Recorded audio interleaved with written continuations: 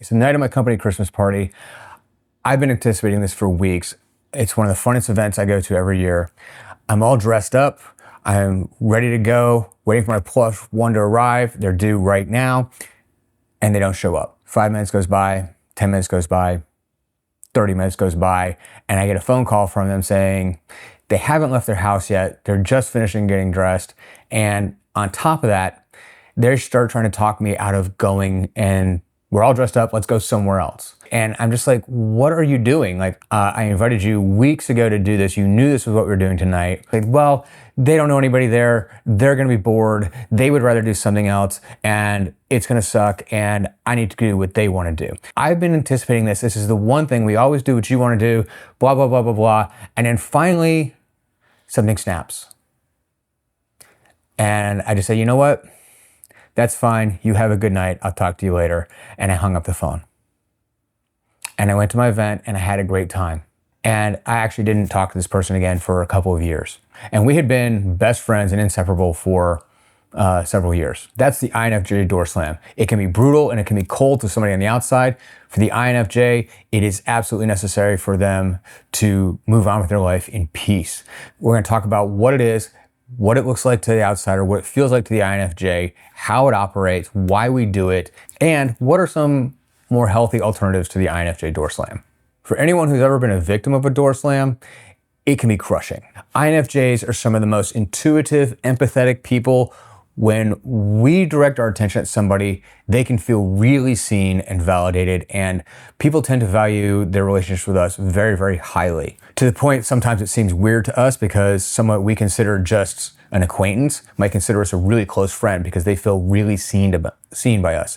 And I talk about that kind of stuff in other videos, but right now, what's important to know is that most people really value their relationship with an INFJ. So when that kind of person suddenly cuts you off without warning, with like completely out of the blue, you don't see it coming, you don't know what happened, you don't know what you did, it can be traumatizing. It can really cause a lot of pain and doubt and self-questioning, abandonment and betrayal.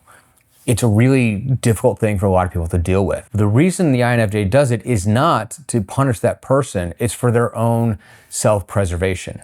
They've reached a point in that relationship where they feel so abused and disrespected and unheard, unseen, unappreciated, taken for granted, that it just feels like there's no point in being in it. We don't need it anymore. And so what happens is we reach a breaking point where I can't do this anymore. And it's actually almost a sense of relief. It's that moment of anxiety when you're stepping up to the edge of doing something, making a big jump, and you're not sure you want to do it. It's like a big risk, and what's life going to be like afterwards, and there's no coming back from this. And then you do it, and you step out into the void, and you feel this sense of lightness. There's relief. It's done. The hard part's done. Now all you have to do is move forward. When we do this, we don't actually erase that person from our memory. All of the good times that we shared, we still appreciate and we still love that person. We just recognize that they can't be part of our life anymore. The easiest way to do that is to just completely cut them out. This means blocking communication, blocking phone calls, text messages, social media. And we do this for at least a long enough period of time so that when we do possibly run into them or have contact with them again, we've rebuilt our life without them. So we don't need them to fill whatever niche they were filling. Our relationship with them is fundamentally changed forever, if it even goes on as one at all. What are the psychological foundations of the Doorslam? Why does it happen? Well, the two main components of the INFJ cognitive stack are introverted intuition and extroverted feeling. What this means is our intuition helps us recognize patterns in behaviors. We begin to recognize patterns where we're being disrespected, we're being abused, we're being taken for granted. When we see patterns like this, we don't necessarily like them like anybody else. And if we value that relationship, we might overlook the patterns. We might say, well, I could be wrong this time because we're imperfect. I was wrong about this one thing this other time, or I thought they didn't really care and then they came through in a clutch and that was awesome. So we try to make excuses for them, but eventually we develop this resentment because we see that pattern growing and growing and growing, and we eventually come to the conclusion it's not going to change, that nothing we do is going to cause them to change the behavior that's offending us. The other side of things is the extroverted feeling. INFJs are highly driven to make other people feel happy, feel seen, feel understood, and to feel appreciated. We don't want to hurt feelings. And so what'll happen is when we see these patterns developing, we will drop hints, try and set a little bit of a boundary, but we're not super effective at that sometimes because we don't want to hurt feelings. And also we are so perceptive with intuition and empathy that things that seem really obvious to us are completely missed by other people. And it gets really frustrating because over and over and over again, we're dropping subtle hints that we don't like that behavior and the person never picks up on it.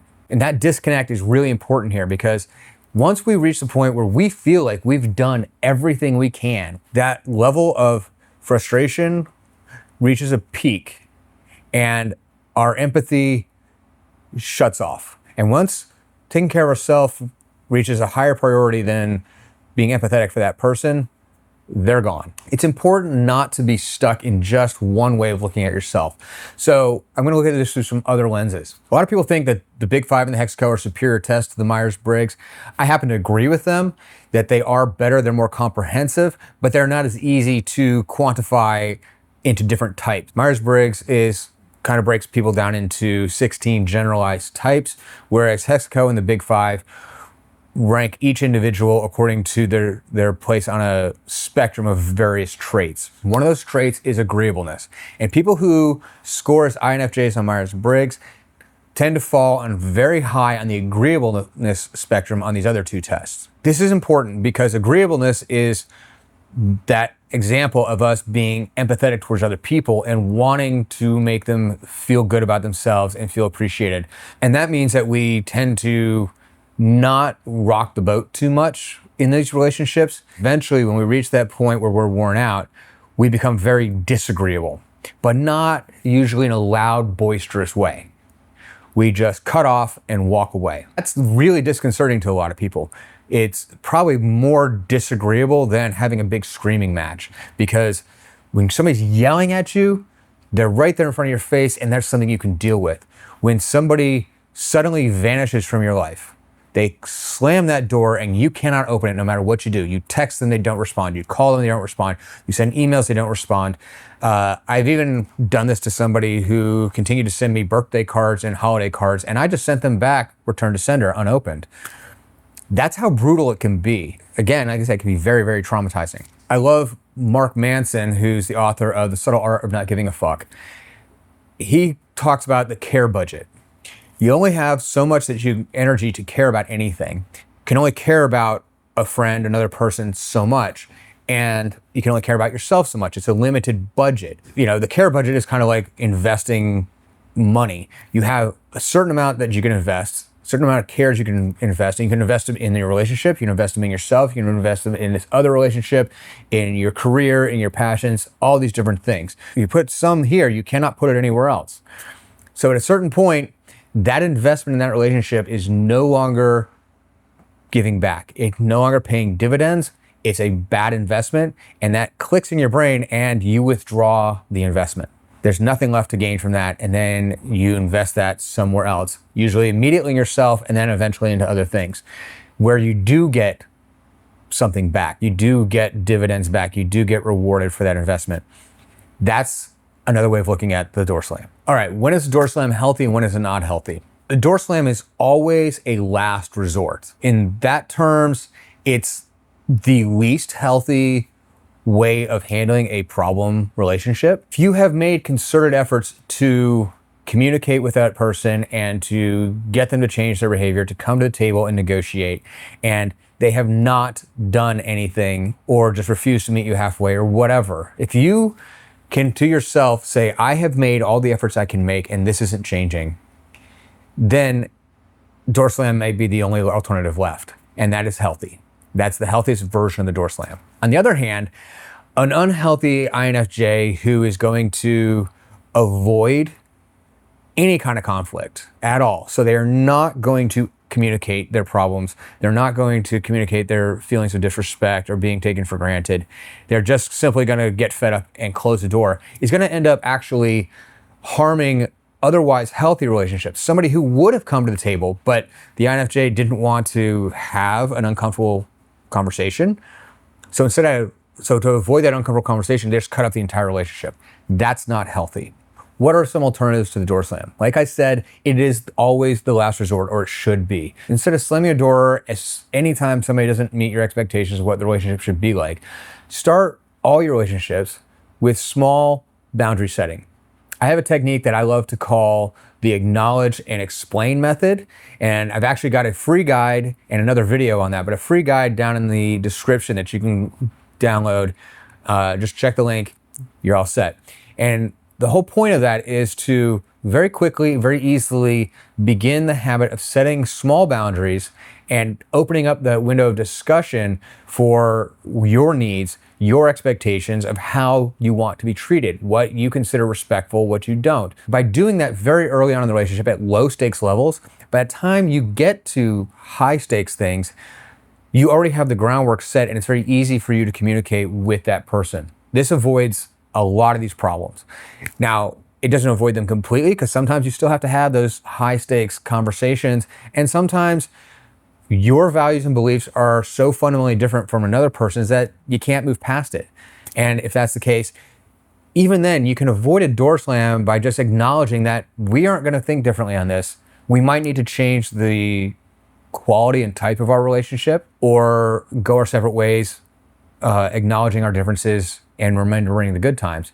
That's completely different than slamming that door and never giving them any closure. Another important step is to audit that care budget. Like I said, you only have so much energy to spend caring about anything. So you need to budget it out. If this relationship isn't giving you back everything you're giving into it, maybe give it a little less. Maybe what you thought was going to be a deep, fundamental, life-changing relationship is really just a surface level, hang out once in a while, talk about sports or TV shows or whatever, and not really dig deep relationship. In that case, that's fine. We can have those kinds of relationships. We're just not going to invest as much. When that person calls to get you to bury your body, that's not something you're going to do because they're not that important to you. Whereas, so that's a good way of thinking about it. Like, how much do you want to invest in that relationship? How important are they to you? And are they giving you back the same level of importance and investment? If they're not, dial it back. And the last one is the door creak.